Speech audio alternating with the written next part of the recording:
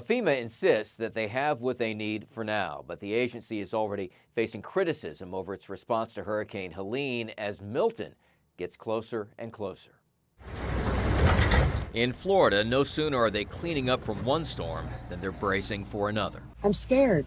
I'm very afraid. The sandbags are a last resort, but Hurricane Milton could bring utter devastation, with Tampa Bay facing what could be its first direct hit from a hurricane in more than 100 years.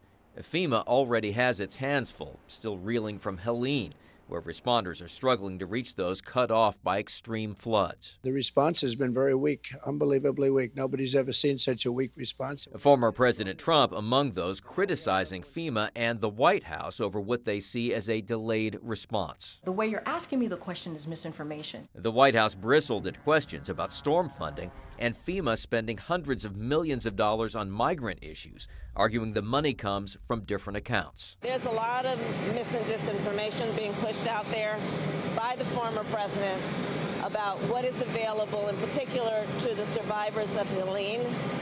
And first of all, it's extraordinarily irresponsible. But FEMA does say it will need to replenish its coffers to make it through the rest of this hurricane season, although it does have enough to get through Helene and Milton. The Disaster Relief Fund is the fund that we use to respond to disasters, and there has been $0 removed from that fund to support any other activities.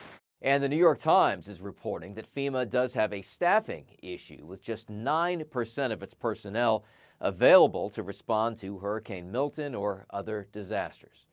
In Washington, Doug Luzader, Fox News.